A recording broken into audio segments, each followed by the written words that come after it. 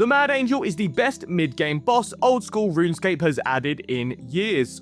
Most people look at bosses and just consider the GP per hour.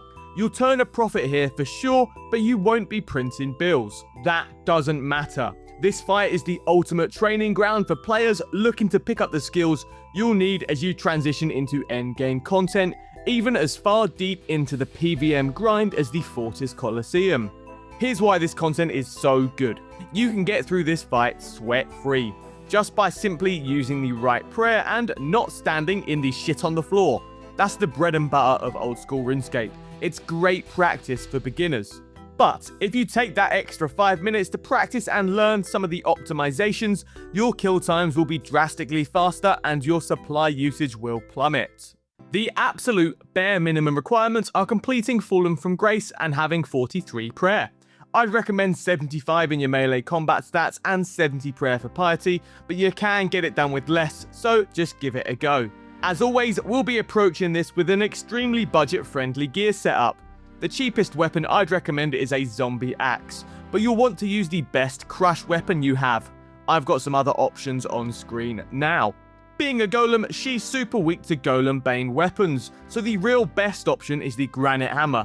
I'm posting this video close to the boss's launch date, so it's spiked in price right now, but if you're watching this in the future, then it's worth checking the price in case it's dropped back down to something reasonable, because it's absolutely broken here.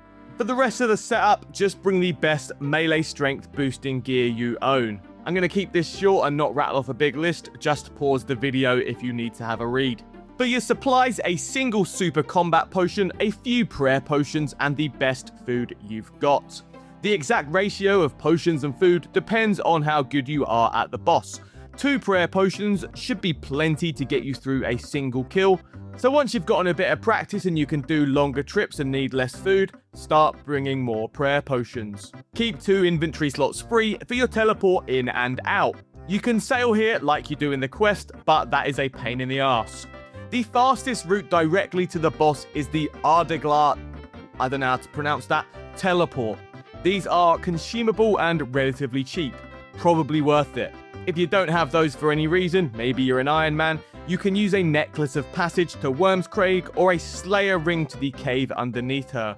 A ring of jewelin or a house telly is fine for the resupply. If you're finding this video useful so far, drop it a like, it genuinely helps the channel grow. I'm actually racing Settled to 1 million subscribers right now, he just doesn't know about it yet. So if you want to hit that subscribe button whilst you're down there, I appreciate it.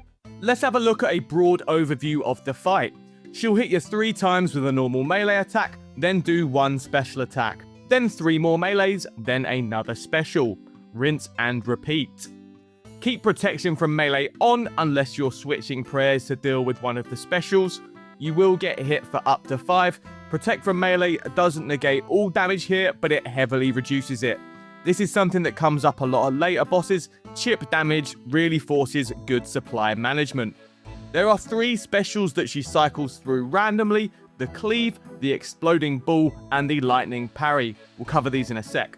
At around 45% health, she goes into an enrage phase, which slightly changes the fight. You'll see an exclamation mark chat message appear above her head. From here, specials come faster, and she'll immediately throw all 3 specials back to back. Be prepared for anything. If any part of the fight is going to get you killed, it's this bit, so keep an eye on her health at all times and eat up beforehand. Now, let's show you those specials so you know what you're dealing with. For the sword Cleave, she'll stop moving and draw her sword back either on her left or on her right, then she swings, causing a large area of effect blast. After every swing, she'll turn around and face you. She cleaves whichever way she's facing, generally where you're standing, and the side she pulled the sword back from. So that's 2 sides at once. You need to run to one of the sides she isn't cleaving. If you can't work out which way to go, you can run straight through to her opposite side. This is safe as long as you're on the center tile. Ideally, to save the most time and squeeze in the most attacks, run to the side that she didn't pull her sword to. If the sword was on the right, run to the left. She does this 4 times in a row, 6 times in the enrage phase. It can be pretty hard to see what's going on, so I'd recommend having your camera angle set up like I do right now, facing the boss. and try to move the camera every time you move. This gets you a clear angle of the sword, so you can react appropriately. Now, the optimization. If you dodge this right, your next attack is 100% accurate, and your minimum hit gets bumped up to half of your max hit. So, if you're confident avoiding the damage, you really want to lock in on getting that hit in after every single successful dodge. One trap to avoid: try and keep the boss close to the center of the arena. You don't want to end up with her back against the wall or in a corner, as this reduces the amount of safe spaces you can run to. For the exploding ball, she'll launch a glowing spiky ball at a spot on the floor. You'll see a shadow on the floor marking where it's going to land. If it lands on the shadow and you're not stood there, it will explode and hit the entire arena for huge damage. Luckily, it's completely avoidable. This one's easy. Stand on the shadow, that's the whole mechanic. You stand on the destination tile, the ball bounces off you and goes back at her instead and hits her for some decent damage. It'll bounce 3 times and you can get an attack in between each bounce. Another burst of decent damage for completely free. For the lightning parry, she charges up a lightning attack. As the bare minimum, just have protection from magic on when it goes off. That halves the damage. You'll live. It's fine to deal with the mechanic this way when you start learning. In fact, I recommend it. But there is an optimization, and this one is a crazy DPS boost.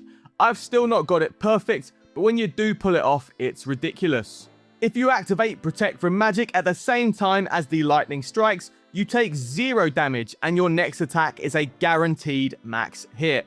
If you're sweatier than Michael Jackson at Disneyland, you can try and count the ticks. The method for noobs like me is to just watch her wings. Click Protect from Magic when the angel's wings are fully extended, and then switch to Parry melee as soon as the blast is over. Easy as that. In the enrage phase, she does 3 strikes. This will get you killed if you don't do this right. You need to flick magic on and off again for each attack. Again, just look for the wings. Magic on and off 3 times. The timing isn't consistent, it does change between each blast. The guaranteed max hit after a successfully parried magic blast still applies here, and 3 max hits is a huge chunk of the boss's total HP. The most important thing, this mechanic genuinely has a lot of crossover to the Soul Heredit melee parry. I've got the tick timing for this fight on screen now, but honestly, just watch the wings. Let's recap and put it all together. Protect from melee is on and you're using a crush weapon set to the crush attack style. Tank a couple of melee hits and then get ready for a special. Loop that around until you get to 50% health. Deal with the triple spec and then get ready for exactly the same fight as the first half, but with a shitload more specs thrown in, and some slightly harder variations. Some people are killing this boss in 30 seconds flat. Under 3 minutes would be decent for a first timer. 90 seconds to 2-minute kills is the norm in this budget setup. That's about what I manage at least. And that's the Mad Angel. Remember, you can face, tank, and eat through pretty much everything in this fight as long as you're using the right prayer. But to get things done fast, every big hit comes from choosing to do things the hard way. It's easy to learn the basics, but a little harder to master the optimizations. It feels so rewarding when you do. Honestly, this boss is the best mid-game content they've ever added. If this is the hardest thing you've ever tackled, you're prepping for the end game and you don't even know it yet. Massive thanks to my YouTube channel members and Twitch subscribers. You guys and girls are the reason these guides keep coming. If you want your name up here, the links are in the description. Thanks for sticking around. I'll see you next time.